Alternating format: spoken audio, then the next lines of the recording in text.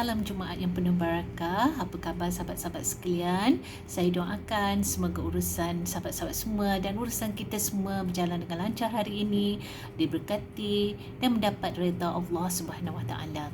Hari ini saya nak baca petikan daripada buku di mana dia di hatiku, juga tulisan Ustaz Farouk Muhammad Choi. Tajuk yang saya pilih hari ini daripada buku ini ialah Serasikan Takbir dan Takdir. Saya mulakan ya. Bismillahirrahmanirrahim. Apabila takdir berbicara, perlu takbir untuk menyanggahnya. Akurlah bahawa dia Tuhan, kita hamba. Takdir sentiasa mengatasi takbir. Takdir daripada Allah, sedangkan takbir hanya daripada kita, hambanya. Terkadang takdir dan takbir selari, maka terjadilah apa-apa yang kita inginkan terjadi. Alhamdulillah.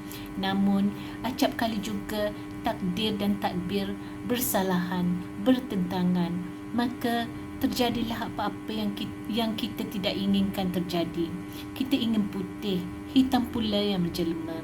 Kita dambakan kejayaan, namun kegagalan pula yang menimpa. Ketika itu, hati akan bertanya, apalah yang tidak kena? Ketika itu, hati pun berintih. Semuanya telah kutakdirkan, tetapi kenapa gagal? Ketika itu, timbullah bunga-bunga pemberontakan dari dalam diri hamba yang kerdil, berhadapan dengan ketentuan Allah yang Maha Perkasa. Sama ada disedari ataupun tanpa disedari, kita menyalahkan segala-galanya. Takdir daripada Allah mengandungi banyak hikmah. Ia mengandungi mehnah yang terkadang tersembunyi dari pengamatan fikiran biasa. Ilmu semata-mata tanpa iman yang kuat akan menyebabkan kita terkapai-kapai dalam ujian hidup tanpa pedoman yang tepat. Justru dengan akal semata-mata, kita tidak akan dapat meringankan perasaan pada perkara-perkara yang tidak sejalan dengan diri dan kehendak kita. Mengapa terjadi begini? Sedangkan aku telah berusaha. Untuk mengelak hal itu terjadi, maka kita mesti berusaha mencari hikmah-hikmah yang terkandung dalam ketentuan Tuhan. Ya, hanya manusia yang sempurna akal dan hati sahaja dapat menjangkau hikmah yang terkandung dalam cubaan dan bala yang menimpa diri. Kata orang, hanya jauhari mengenal manikam. Hikmah yang tersirat. Orang begini akan menjangkau hikmah di sebalik takdir, dapat melihat sesuatu yang lebih tersirat di sebalik yang tersurat.